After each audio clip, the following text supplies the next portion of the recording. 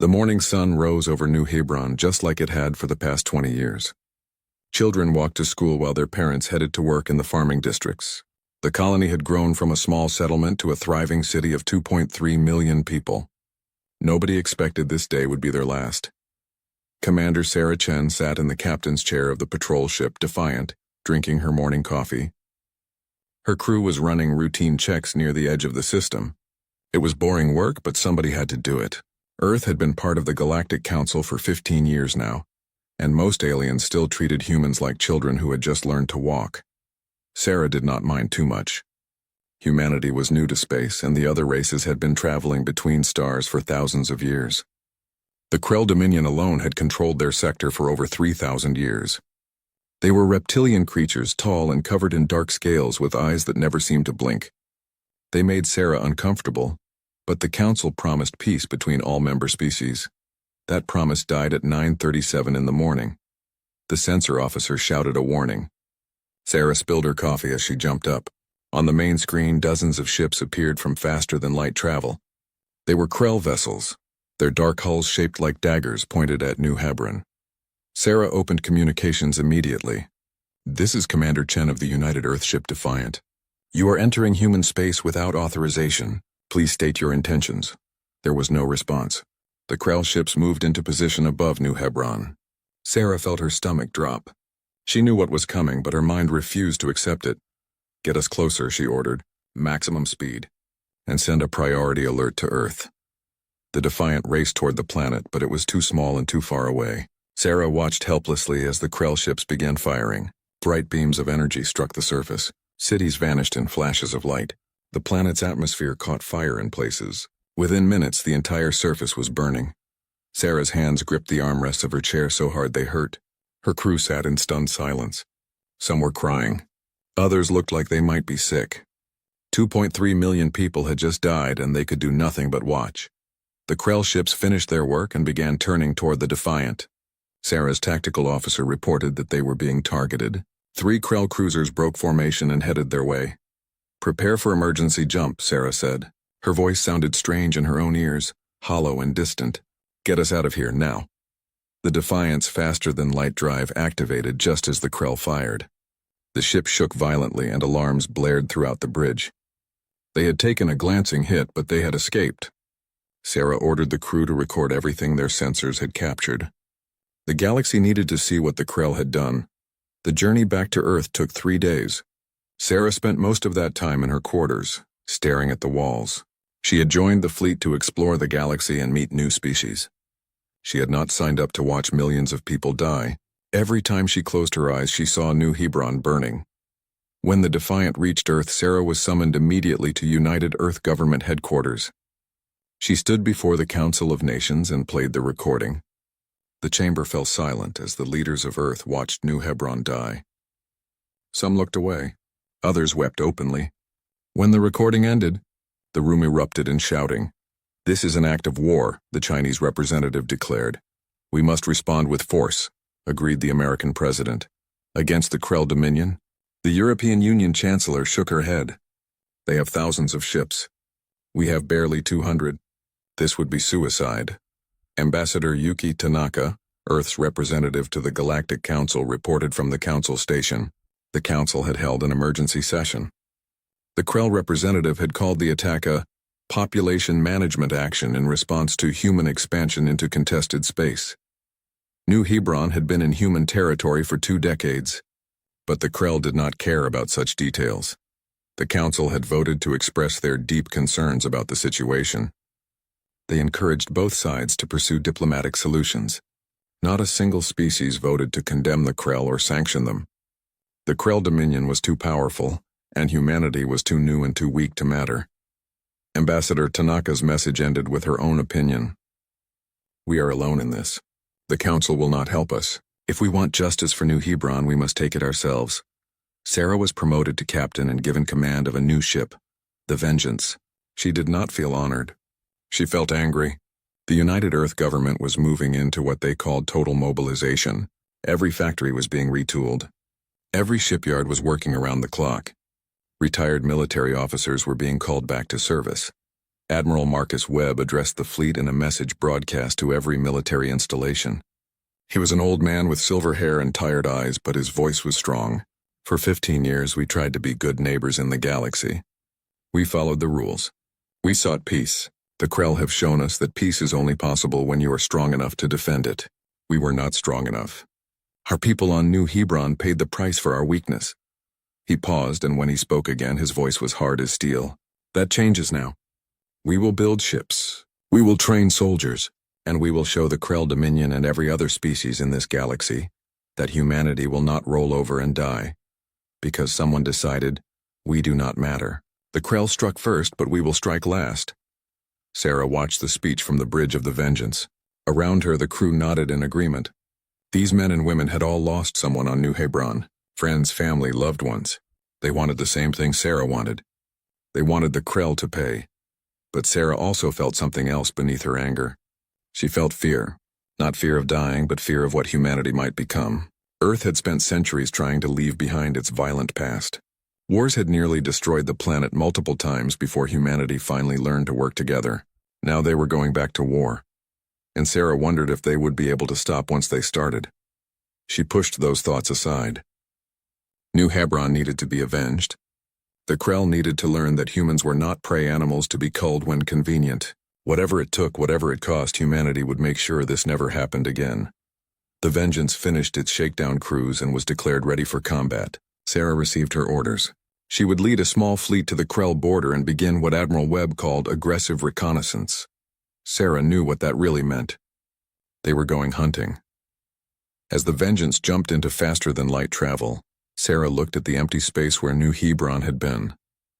The colony was gone, but its memory would live on. Every human in the fleet carried that memory now. It drove them forward, pushed them past their fear, and gave them purpose. The Krell had struck first. They had done so thinking humanity would beg for mercy or hide behind the useless Galactic Council. They were about to learn how wrong they were. Humanity was coming, and they were bringing the one thing the peaceful galaxy had forgotten. They were bringing war. Captain Sarah Chen stood on the bridge of the Vengeance and studied the tactical map. 6 other ships floated nearby in the darkness of space. They were all that remained of what had once been called the Third Exploratory Fleet. Now they had a new name. Admiral Webb had called them the Ghost Fleet, and their mission was simple: make the Krell pay. The target was a supply station on the edge of Krell territory. Intelligence reported it was lightly defended. Only 2 patrol ships and a handful of automated defenses. Sarah knew the real challenge would be getting in and out before reinforcements arrived. All ships report ready, her first officer said. Sarah nodded. Begin the attack. The Ghost Fleet dropped out of faster-than-light travel right on top of the station. The Krell were caught completely off guard. Human ships opened fire with everything they had. Missiles streaked through space. Railguns fired metal slugs at incredible speeds. The station's shields collapsed within seconds. The 2 Krell patrol ships tried to fight back, but they were not ready. One exploded when a missile struck its reactor. The other tried to run. Sarah ordered 2 ships to pursue it. The Krell ship was faster, but human missiles were relentless. It died 5 minutes later. The station itself was evacuated. Sarah could see escape pods fleeing in all directions. She let them go. Her orders were to destroy military targets, not murder civilians. The Vengeance fired a spread of missiles into the station's main structure. Secondary explosions rippled through the facility. Within minutes, it was nothing but debris. Jump us out, Sarah ordered, before their friends show up. The Ghost Fleet vanished into faster-than-light travel. Behind them, the Krell supply station burned. It was a small victory, but it was a start. Back on Earth, the factories worked day and night. Humanity was building ships at a rate that shocked the galaxy. The designs were crude compared to Krell technology. Human ships had thicker armor but weaker shields. They carried old-fashioned kinetic weapons alongside modern energy guns. Some alien observers called them primitive. Others called them brutal. What nobody expected was how many ships humanity could build. The Krell had been building their fleet for thousands of years. They had hundreds of massive cruisers and battleships, but they built them slowly, carefully, with artistic precision. Humans built their ships fast and dirty. What they lacked in elegance, they made up for in numbers. Admiral Webb explained the strategy to his officers. The Krell think war is an art form. They believe in honor and tradition. We are going to show them that war is not art. War is a job, and humans are very good at their jobs. The Ghost Fleet struck again 2 weeks later. This time they hit a mining operation in an asteroid field. The Krell defenders fought hard, but they were not prepared for human tactics. Sarah's ships hid among the asteroids, using them as cover. When Krell vessels came close, human ships would blast out of hiding and fire at point-blank range. One human destroyer took heavy damage and could not escape. The captain made a decision that would become famous throughout the fleet. Instead of surrendering or abandoning ship, he aimed his vessel at a Krell cruiser and hit maximum thrust. The destroyer crashed into the cruiser at full speed. Both ships exploded in a ball of fire. The Krell were horrified. Ramming was considered the act of desperate savages. But desperate savages kept winning. The mining operation was destroyed, and the Ghost Fleet escaped once again. War Master Krellthar sat in his command chamber on the Krell homeworld and read the reports with growing anger. These humans were not fighting like civilized beings. They ambushed supply convoys. They used nuclear weapons, which most species had banned centuries ago. They employed cyber attacks to disable Krell computer systems. They even used biological weapons on one military base, releasing a virus that made the defenders too sick to fight. They are barbarians, Krellthar hissed to his advisors. They have no honor, no respect for the proper way to wage war. One brave advisor dared to speak. Perhaps, War Master, but they are winning. Krellthar struck the advisor across the face with his tail. They are winning minor skirmishes against unimportant targets. When we commit our full strength, these primitives will break like all the others. But privately, Krellthar was worried. The Krell Dominion had not fought a real war in over 500 years. Their last conflicts had been brief police actions against minor species. Those species had surrendered quickly when they saw the might of the Krell fleet. The humans should have done the same. Instead, they fought back with a ferocity that seemed insane. The Galactic Council watched the conflict with growing unease. Ambassador Tanaka attended every session and made sure humanity's voice was heard. When the Krell representative accused humans of war crimes, Tanaka had a sharp response. You destroyed an entire colony without warning. You killed 2.3 million civilians. You started this war. Now you complain that we fight back too hard? She looked around the chamber at the other species. Where were all of you when New Hebron burned? We asked for help. We asked for justice. You gave us nothing but words. So we will give you results. The smaller species in the council began to whisper among themselves. For thousands of years they had lived under the shadow of the great powers. Species like the Krell could do whatever they wanted, and nobody dared to challenge them. Now humanity was challenging them, and the humans were not losing. The Nexari Collective, a species of traders and merchants, approached Ambassador Tanaka in private. They offered to share intelligence about Krell ship movements and supply routes. In exchange, they wanted human protection for their trade convoys. Tanaka agreed immediately. With Nexari intelligence, the Ghost Fleet became even more effective. Sarah's ship seemed to appear out of nowhere, strike fast and vanish before the Krell could respond. Supply lines were disrupted. Military outposts were destroyed. Krell ships began traveling in larger groups for safety, which only made them easier to track. After 6 months of raids, Admiral Webb called Sarah back to Earth. She expected to be given a new assignment or perhaps a medal. Instead, Webb showed her the plans for a massive offensive. We have been stinging them like insects, Webb said. Now it is time to show them we can bite. The Krell are planning to strike at Earth itself. We will be ready. Sarah looked at the defensive plans and felt her blood run cold. The Krell were committing 300 ships to the attack. It was the largest fleet they had assembled in centuries. If they reached Earth, the war would be over. What do we have to stop them? Sarah asked. Webb smiled. It was not a pleasant smile. Everything. Humanity had not been idle. The moon had been transformed into a massive weapons platform. Thousands of railguns pointed toward space. Missile silos covered the surface. Automated defense platforms orbited Earth in layers. And hidden in the asteroid belt, humanity had built something special, something the Krell would never expect. They think we are primitives, Webb said. They think we only know how to fight dirty and run away. They are about to learn that primitives can be very creative when their home is threatened. Sarah received a new assignment. She would command a squadron of fast attack ships during the coming battle. Her job was to harass the Krell fleet and draw them into the kill zone. It was dangerous work, but Sarah did not hesitate. New Hebron still burned in her memory. The Krell fleet began moving toward Earth. War Master Krelthar led them personally aboard his flagship, the Eternal Dominance. He was confident.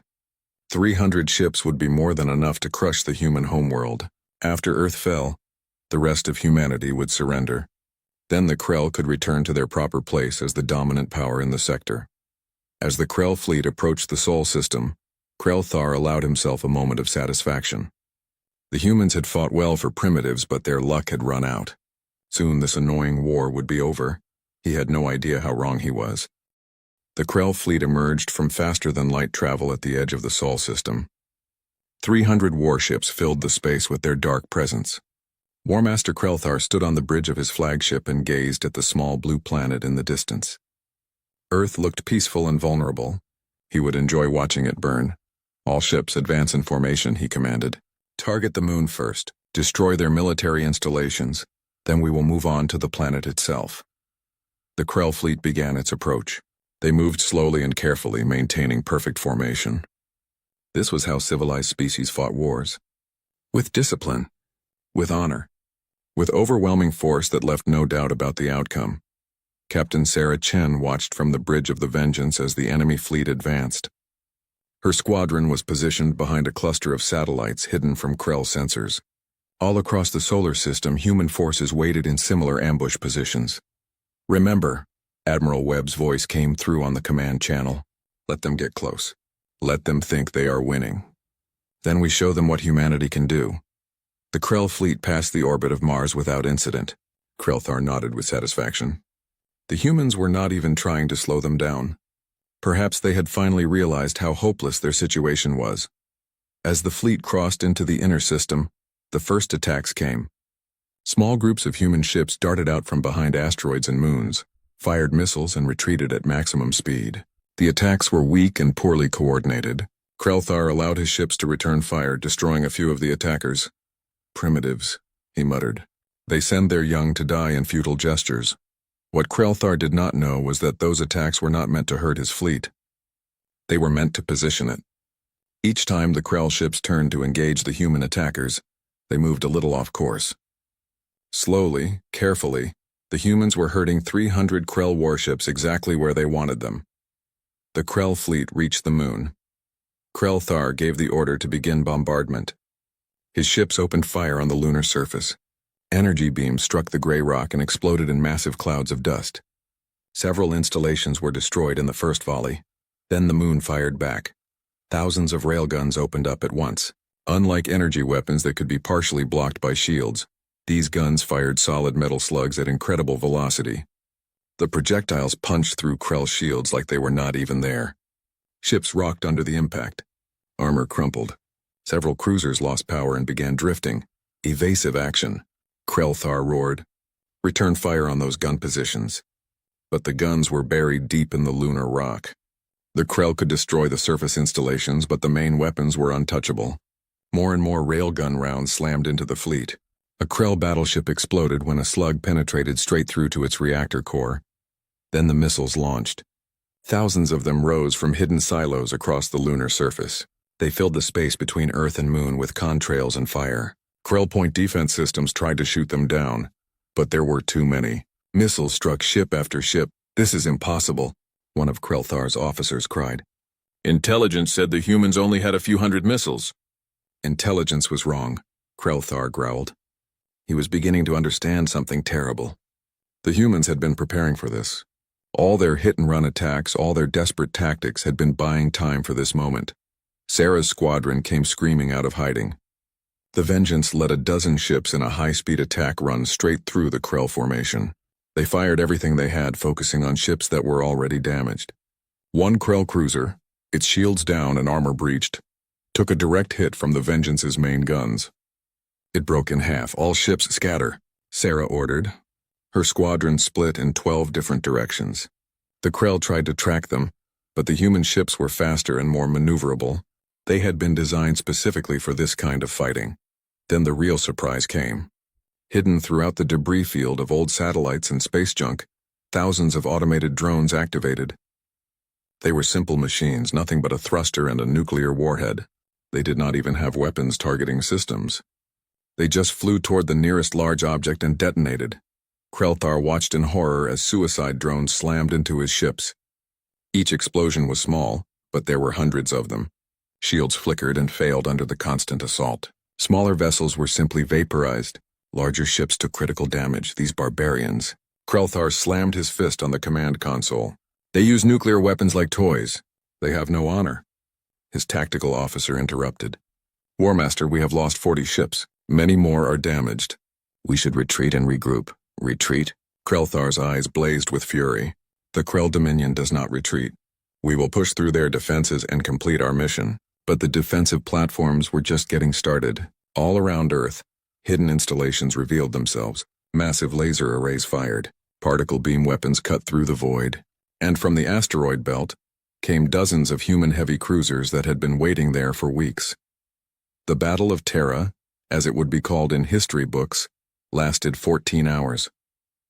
The Krell fought with desperation as they realized they were not winning.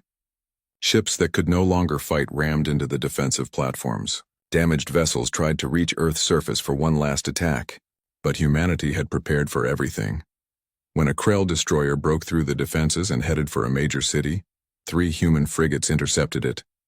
They were too small to destroy the destroyer, but they did not need to. All 3 frigates rammed the larger ship at full speed.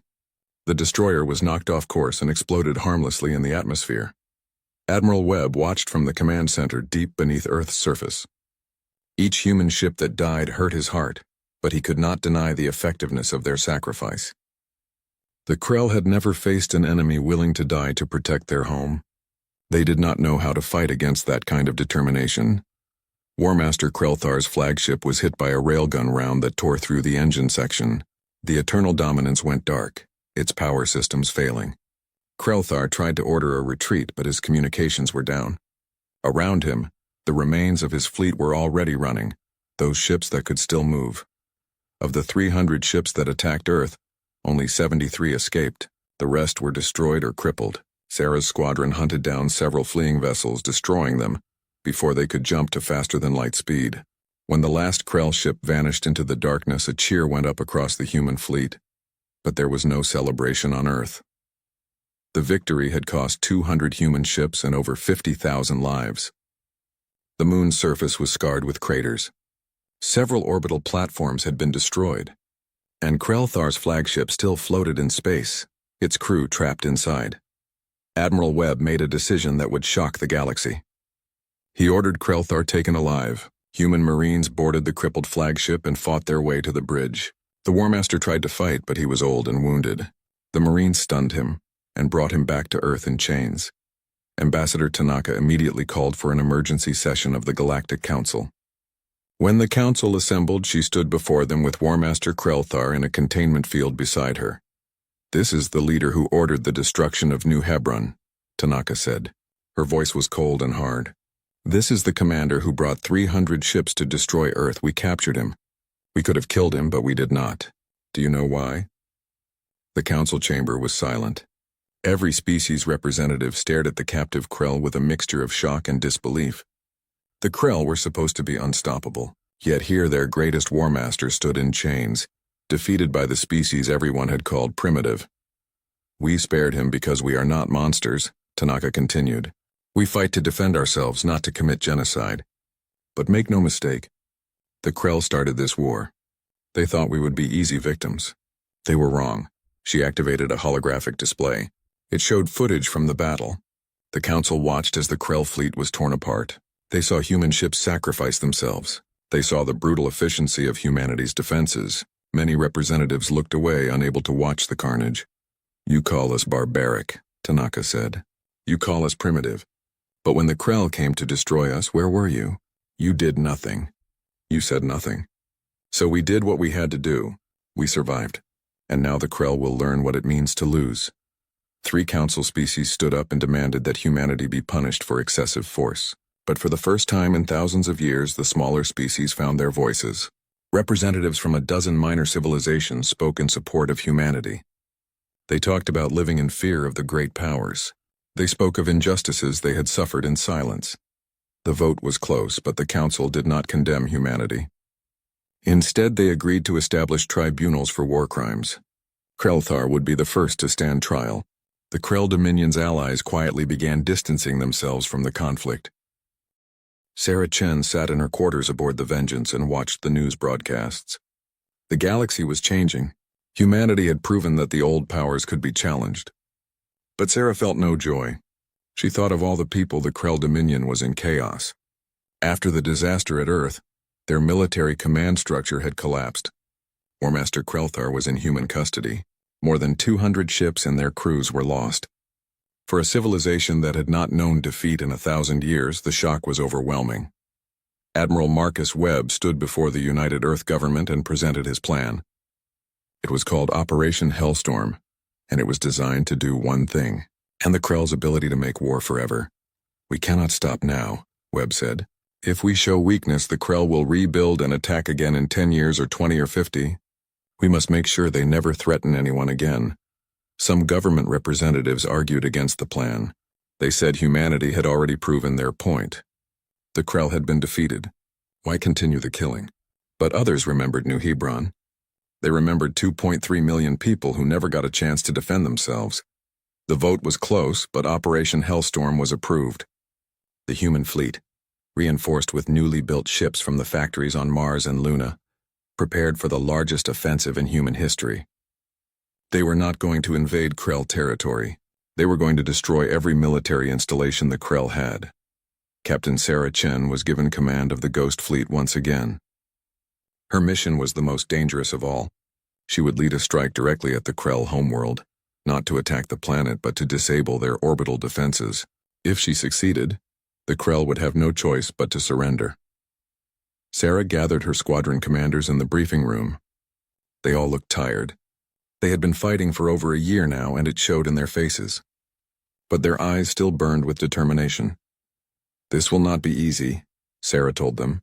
"The Krell homeworld has defenses that make Earth's look primitive. They have been building them for 3,000 years. But they also have never been attacked. Their defenses are designed to stop an invasion fleet, not a fast strike force."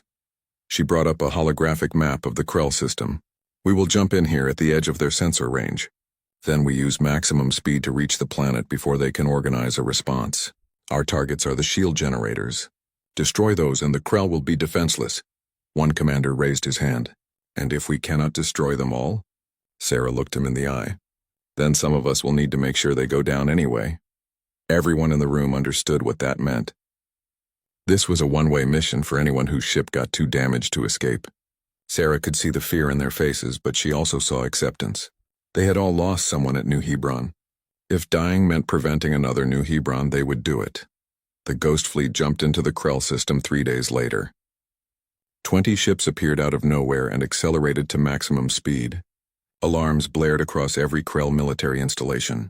The impossible was happening. Earth was attacking them.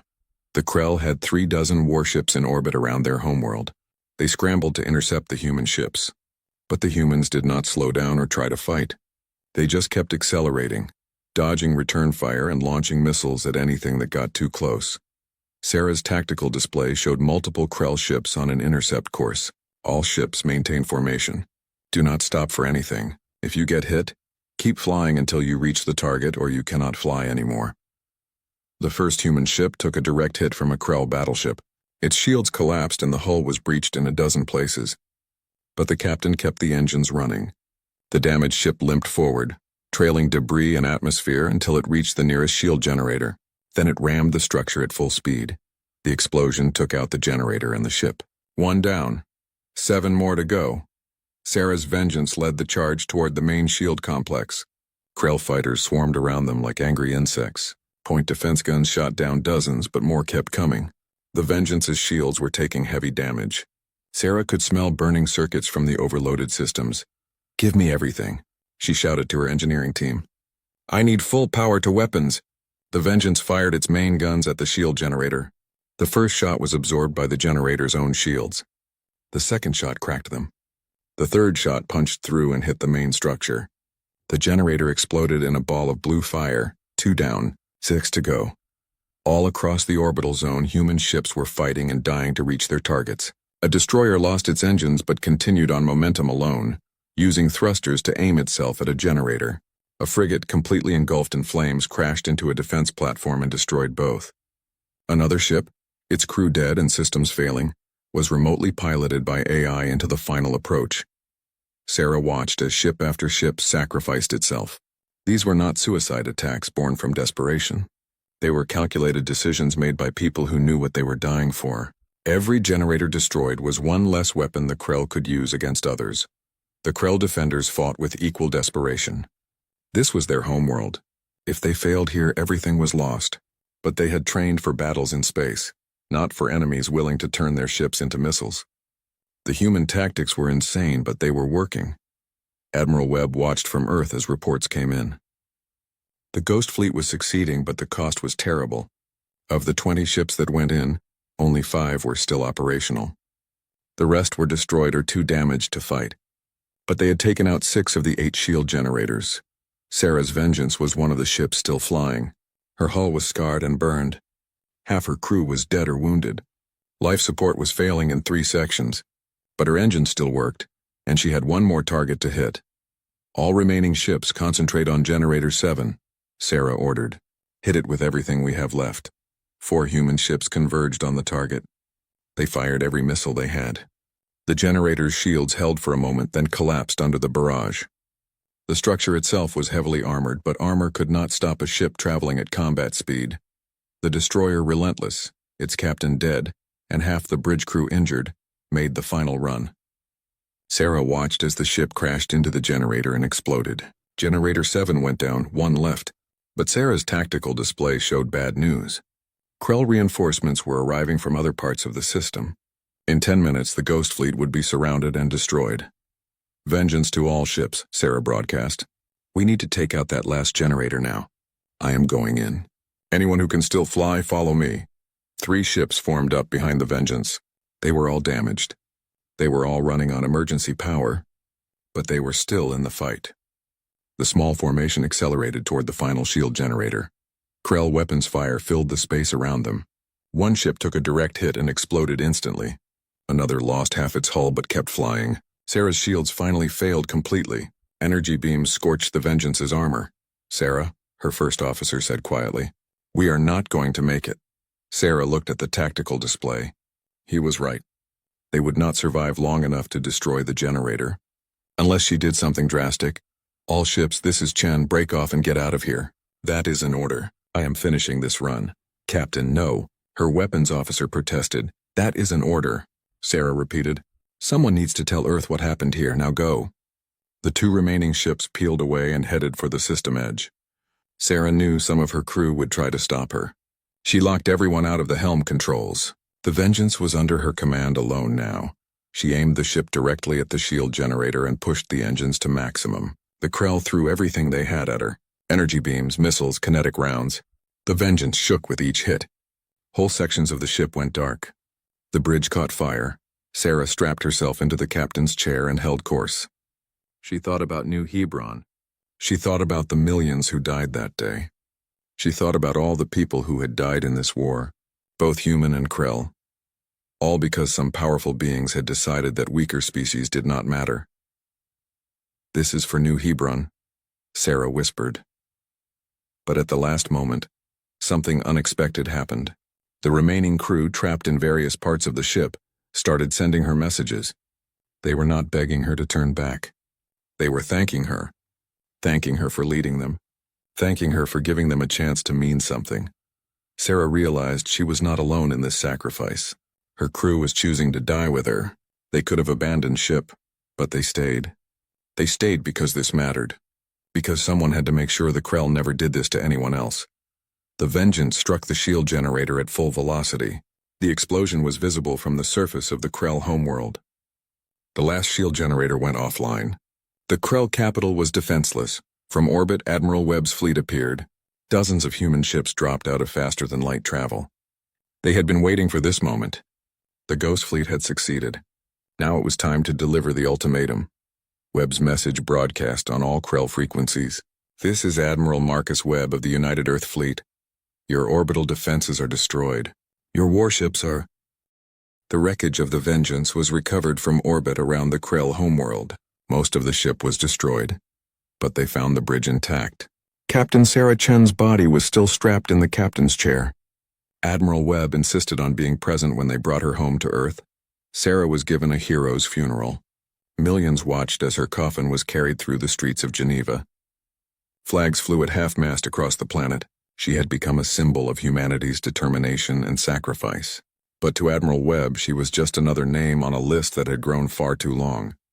The Krell Dominion was broken into occupation zones. Human administrators worked with Krell civilians to establish a new government. All military shipyards were dismantled. The Krell fleet was reduced to a small defense force, barely enough to fight pirates. It would take them centuries to rebuild if they were ever allowed to. War Master Krellthar stood trial for war crimes at the new Galactic Court of Justice. It was a human idea, but dozens of species had supported it. For the first time in galactic history, the powerful would be held accountable for their actions against the weak. Krellthar showed no remorse. "I did what I believed was necessary for my people," he told the court. The humans were expanding too quickly. They needed to be controlled. The prosecution showed recordings from New Hebron, 2.3 million civilians dying in fire, children running from bombs, cities vanishing in flashes of light. The court chamber fell silent as the recordings played.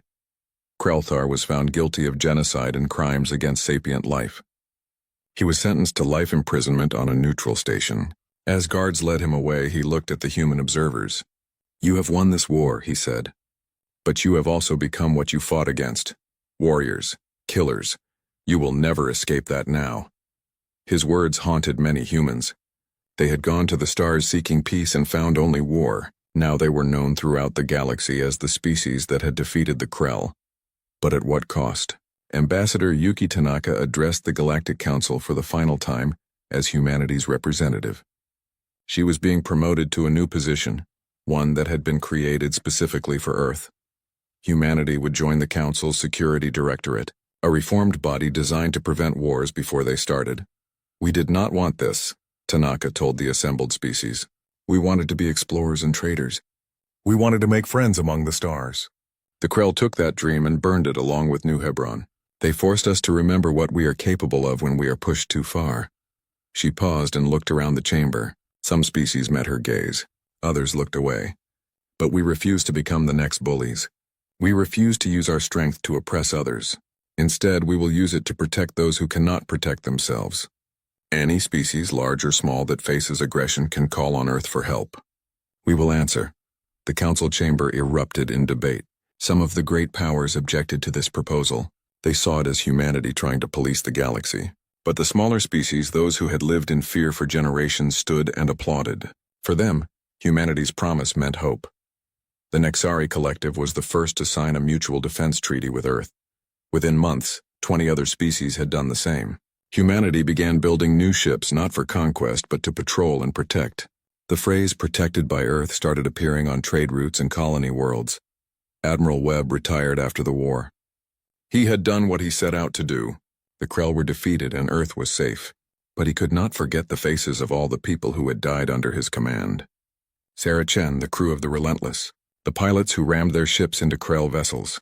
Thousands of names on a memorial wall that seemed to grow longer every time he looked at it. At his retirement ceremony, Webb gave a short speech. "We won the war, but we must never forget what war costs. Every person who died believed they were defending something worth dying for. They were right, but I hope humanity never has to make such sacrifices again. We fought so that others would not have to. Let that be our legacy." Earth began the long process of healing. The moon's surface was scarred with craters from the Battle of Terra. They decided to leave them as they were. Future generations would see those scars and remember the price of peace. A memorial was built at the site where New Hebron once stood. 2.3 million names were carved in stone. The human fleet continued to grow, but its mission changed. Instead of preparing for the next war, it focused on exploration and defense. Human ships escorted trade convoys through dangerous space. They responded to distress calls from mining colonies. They helped smaller species build their own defenses. The galaxy was changing. The old order, where the powerful did whatever they wanted, was breaking down. Species that had been silent for thousands of years found their voices. The Galactic Council became more democratic. New rules were established to prevent conflicts. And humanity, the species everyone had called primitive, was at the center of it all. But not everyone was happy with the changes. Some of the great powers watched humanity's rise with suspicion and anger. They had lost influence and prestige. They whispered among themselves about the need to correct the situation. Humanity's allies warned Earth about these whispers, but the United Earth government was not worried. Let them whisper, the new Earth president said. Let them plot. But they should remember what happened to the Krell. We did not want that war. We did not start it. But we finished it. Anyone who threatens peace will learn the same lesson. 10 years after the war ended, a ceremony was held at New Hebron. The memorial was completed, and survivors from across human space came to remember. Old veterans stood in silence, looking at names they recognized. Young children asked their parents who these people were and why they died. Among the visitors was a young Krell. She had been born after the war and had grown up learning about what her people had done. She approached the memorial hesitantly, afraid of how the humans would react. An old human veteran saw her and walked over. He had lost his entire family at New Hebron. The Krell girl expected anger or hatred. Instead, the veteran just looked tired. "Why did your people attack us?" she asked quietly. The veteran was silent for a long time. "Your leaders thought we were weak.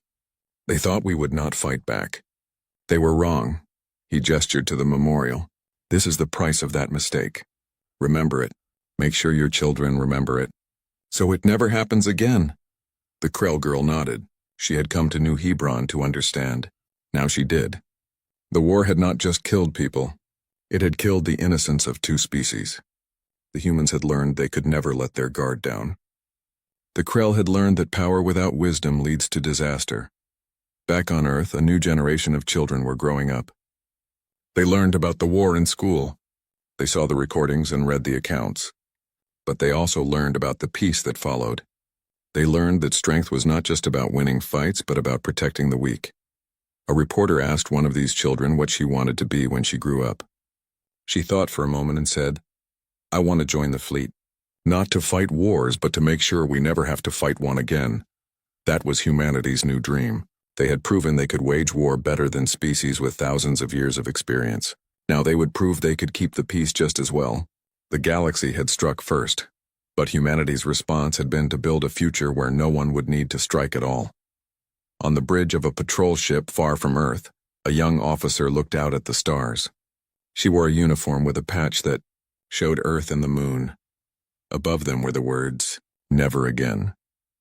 It was the motto of the United Earth Fleet. The officer thought about all the species, living under Earth's protection.